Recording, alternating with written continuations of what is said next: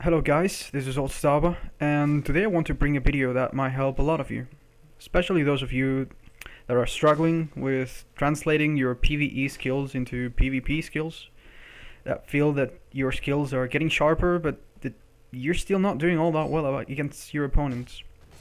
Or maybe those of you who have just started and want to make sure that you're making the right choices for your build. Well, you don't have to worry about these things anymore. Using the skills that I've learned through college, skills that have otherwise been useless so far, I perform a deep and thorough analysis of the multiple elements that make up PvP in this game. And after a long and difficult process that I'll try to just simplify for you, I think I really have come to find the greatest build this game has to offer. So where do we begin? Well, it's very simple.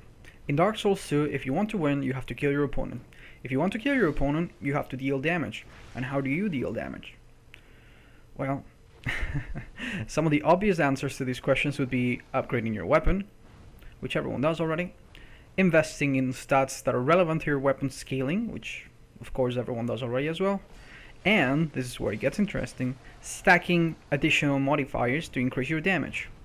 Now we've come to classify these modifiers under three different categories. The first one is the flat damage increase. Think of the bonus attack provided by the Sacred Old Miracle.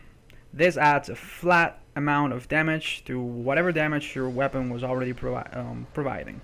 Then we have the percentage based increase, which are self-explanatory. Instead of adding a flat number, they add a percentage of the damage that your weapon is already providing. Think of the Dragon Head Torsos buff that lasts 5 seconds and is fucking useless. And then we have the modifiers that have a little bit of both, namely the elemental buffs such as Fire Weapon and the resins, the different resins. We're already going to be using weapon buffs, so the real question here is which one of the other two should we focus on? Flat damage increase modifiers or percentage based increase modifiers? Let's look at the case for percentage based modifiers. What kind of weapons benefit from them?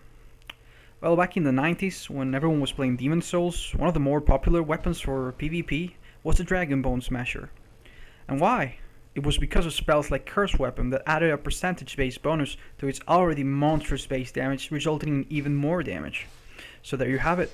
Weapons that have a high base damage benefit the most from these kind of damage bonuses.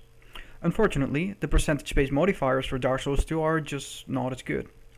Besides the Dragon Head Torso that we previously discussed and ditched, we have the Red Tearstone Ring, which works really nicely, except only when your health is dangerously low, and at that point you have, little hope.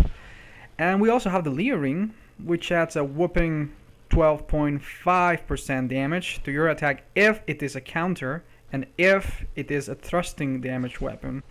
Unfortunately, there's not a lot of weapons with high attack rating that also deal thrusting damage. If you look hard enough, you might find weapons like the Grand Lance, for instance.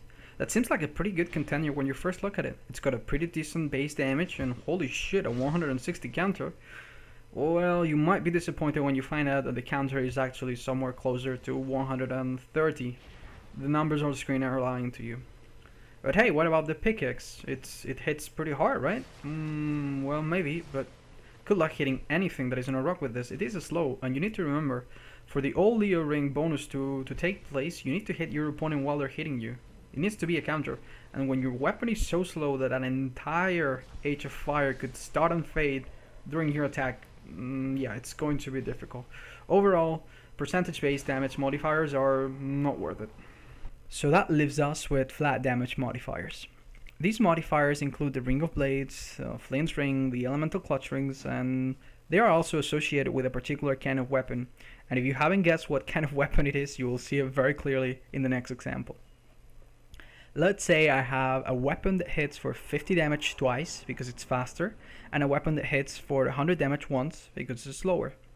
If I have a flat damage increase of 25 damage, the faster weapon will have dealt 150 damage, whereas the slow weapon will have dealt 125. It's very easy to see why. A weapon that attacks twice stacks the effect of the Ring of Blades or whatever it is, and of course does more damage relative to the base damage of the weapon. There's only a few instances where having a lot of attack rating is beneficial, and even if you look at them, the reasoning is really shaky. For instance, in parrying, when you land a riposte, you've got plenty of time to switch to a bigger weapon if that's what you want. If you go for backstabs, yes, bigger weapons do more damage, but then again, they have longer backstab animation, unlike in Dark Souls 1, which was, instant. So you probably won't be using bigger weapons if you're going for backstabs. And even if you look at the guard break ripostes, which, could be a good case, you really won't land many of these if you're playing against skilled players. So overall, weapons like straight swords, piercing swords, katanas, or spears are superior, and they benefit the most from this sort of modifier. If you use these, you will realize that these weapons often stun your opponent and let you hit them a second time, sometimes 3 times if they're not careful enough. So really, what's the point in doing 100 damage when you can do 50 damage twice and let the modifier do even more damage? And there's also one last nail in the coffin of the heavier weapons that makes faster weapons superior: iframes. Iframes come from rolling and sometimes backstabbing, but mostly rolling, and they're essential for PvP. Unlike in the previous games, the netcode in Dark Souls 2 allows your opponent to land a hit on you, even from your point of view. Even if it looks completely off, they will land it if they see it so in their screen. And the way any player prevents this is to roll through an attack. You've done it 100 times, I'm sure, 1,000,000 times even. You see an attack that doesn't really seem like it's going to hit you, and you decide not to roll, and it hits you. And then you just grow used to avoiding attacks that aren't even close to you. The only way to do it is to roll. And guess what? Faster weapons do a better job at this. A faster weapon consumes less stamina, which makes you more able to manage your stamina and roll when you need to. Faster weapons also attack faster, leaving less room for your opponent to prevent your attack from hitting on an iframe. They have less time to roll away from it. And of course, if your weapon hits faster, you have a faster follow-up attack, which allows you to catch people at the end of their rolls. Overall, these weapons are clearly superior. So now that we know about this, it is our duty to exploit it. So let's find a weapon that can be easily spammed. Maybe in Dark Souls 1, but no. In this game, we need one without the auxiliary effect that does nothing, and maybe that has a little more counter damage.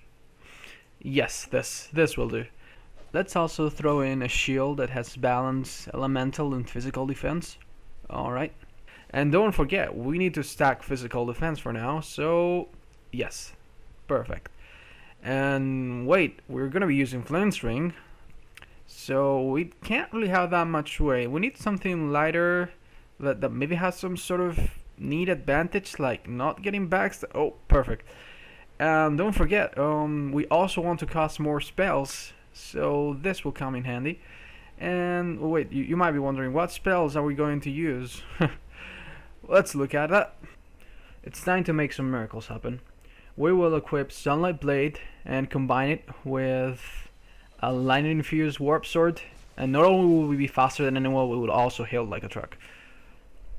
Next up is Great Magic Barrier. Stacking elemental defenses will make some of the opponent's attacks just soft caresses rather than attacks.